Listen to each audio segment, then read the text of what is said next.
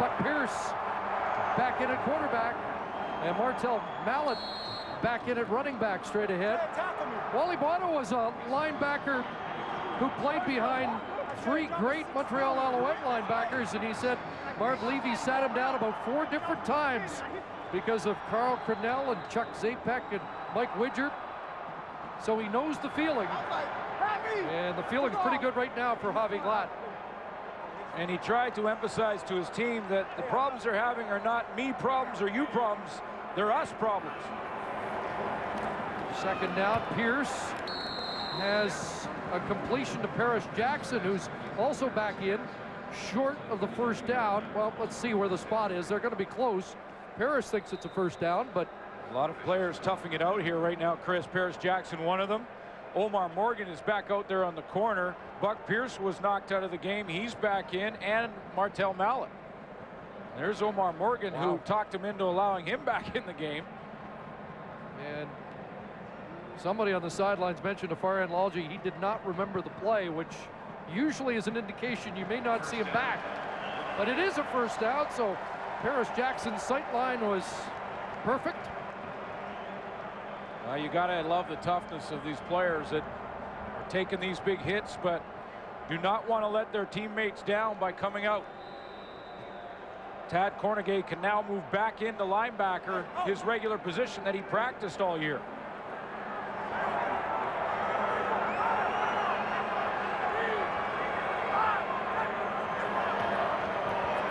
Out of the backfield, Mallet. Tad Cornegay there, and Mallet brought down at the 45.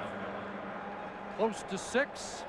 For every sack in tonight's game, Purolator donates the quarterback's weight in food to a local food bank. Purolator, where business is going. Just one tonight. I believe it's Stevie Baggs has a sack. Buck Pierce weighs 215, so that adds that. Alouettes was 7 tonight in a shutout win, the first time the Argos have been shut out in 17 years. Remember, the Riders had 9 sacks the first times these two teams met. 2nd and 5. Paris Jackson again. What a sidestep by Jackson. A little Heisman straight arm, and he'll step out at the 43 and pump up the crowd on the near side. Well, Paris Jackson is fighting off this injury and coming back, and I liked one thing he did. Now I'd just like to see him tuck it away, because fundamentally, watch how he changes the ball right now. He gets back inside. Now he knows the pressure's coming from his right, so he'll switch the ball to his left hand. That's the right thing to do, but see how loose he's got it out there? Now he's got to be careful with that, because it can get knocked out of your hand in a hurry, even if it's on the outside hand. Run out by James Patrick after 23 yards, and a first down for the Lions at the Rough Rider 43. Pump, and then over the middle of Jackson, another catch. Sean Lucas on the scene immediately. And this is one of the reasons why the Lions wanted to move 19 inside and give Jason Claremont the chance to play for the Saskatchewan Roughriders. Well, you know, Jason Claremont, again, I believe will move up the depth chart a little bit and will be more involved. Paris Jackson certainly real involved tonight, and he's got some chemistry going with Buck Pierce right now. 2nd and 3. Mallet again. And Martel Mallet close to another Lion first down. He's had a good night. Yeah, he has. In fact, I would consider Martel Mallet as one of the candidates for Gladiator as we start to take a close look at who could be possibles.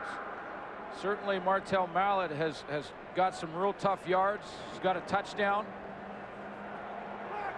Paris Jackson's absolutely played a physical game. And Stevie Baggs, Saskatchewan. Should be the final play of the 3rd quarter. And Pierce throws another strike. Rufus Skillern can't get away from Sean Lucas, and Ray Williams in there as well as the 3rd quarter ends, and the Lions in desperate need of a win have an 11-point advantage. 3rd quarter stats are brought to you by Tim Hortons. Always fresh, always. Well, the ones that jump out for me are the time of possession. The Lions almost doubled out of Saskatchewan, but some big plays for the Riders, and Ken Miller, Chris, told us yesterday that of the 12 wins last year for the Riders, 11 of them were from behind in the fourth quarter when the team was either behind or tied. So this is by far not over here tonight. What kind of drama do they have in mind here in the fourth quarter tonight? But that defense has been on the field a long time. They have, but if they can sustain some drives, and they've already shown some big plays here. Rob Bagg has a couple of big plays. You mentioned earlier in the game that they lead the league in plays over 30 yards, so they have the big strike ability, the big play ability. Now we'll see if they can sustain some time of possession, some ball control, and keep their defense off the field.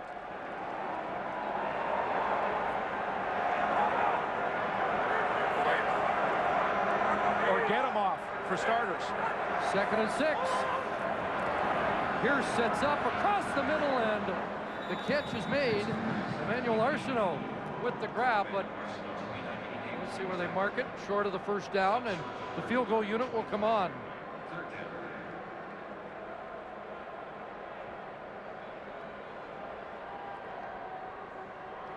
So this to make it a 2-touchdown lead for the youngster Sean White. One of those 5 positives you got yesterday from Wally Buono. I got Martel Mallet, the athletic ability overall of his team, Sean White, and then his team is quite prepared going in. Those are the things that he thought were positives. White stays high on that list as he kicks another. And it is a 14-point advantage for the BC Lions here in the opening minute of the fourth quarter. Well, Sunday night, TSN 2 brings you exclusive coverage of World Extreme cage fighting as Miguel Torres takes on Brian Bowles for the World Bantamweight Championship. Live coverage begins 9 Eastern, 6 Pacific, only on TSN 2. Last week in Calgary, Ken Miller told the media the day before the game that Stephen Giles would see some playing time. He did in the second quarter.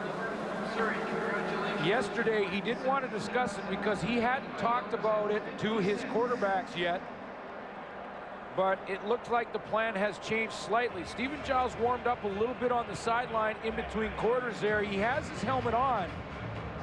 So we'll see if he is going to come out in this fourth quarter. They go back to Darian Durant. The offensive backfield in the last few games for Saskatchewan has huddled on change of possessions on the sidelines around the coach. And the offense is kind of gathering around Giles, and there you see Durant on the bench. Looks like he may make the change now and see if Stephen Giles can rally the troops and come back. He was instrumental last week in that long 5-minute drive we talked about.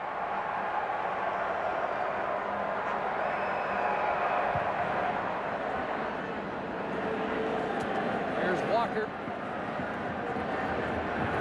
And Jerome Walker up to the 33-yard line, and it indeed is Stephen Giles here in the fourth quarter for Saskatchewan.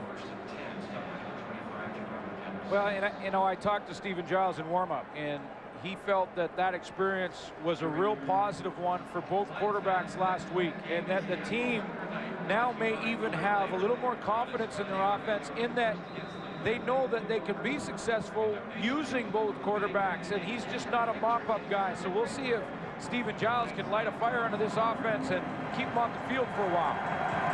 They go 6 receivers. And Giles one hops to the intended target, Johnny Quinn. Now looks like he's got to loosen up a bit. Relax and get into that groove a little bit. And Darian Durant will now help out with signals from the bench and be an extra set of eyes.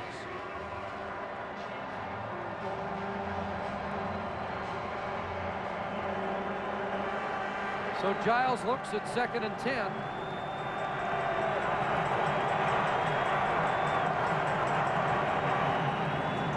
Here comes the rush, and Giles escapes, and we'll have a first down.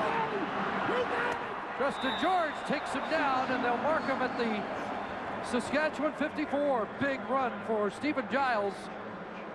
21 yards.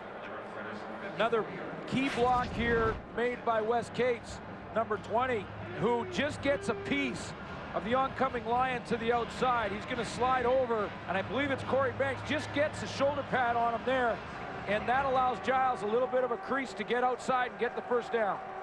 His longest run of the year.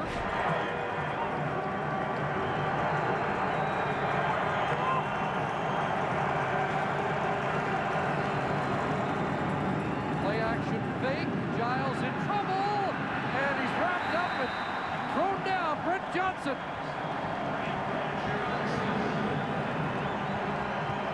Athletic play by Brent Johnson because he was out in space on an island against a quarterback who can run the ball pretty well, but Brent Johnson plays it solid outside here. He ends up being isolated because it's one-on-one. Giles in space against the big defensive lineman. He gets his hands up, tries to block his throwing lane, and then is able to drag him down. Third of the year, 73rd of his distinguished career, 2nd and 11. And they screen to Cates, who gets a block. But Ryan Phillips was there to prevent a first down. Brent Johnson came off the edge there. He felt that he was held on that play and looked straight to the official. No flag came out. It was the backside of the play. But Brent Johnson right here comes off the ball, and he thought there should have been a penalty flag right there on Joel Bell. He pulls his shoulder pads down a little bit. He throws his hands up in disgust, but no penalty flag is out. So Borum in to punt, and Bryce Mullen is back with Tristan George. And here's Bryce Mullen from his 9. And he is brought down after a short return at the 16-yard line.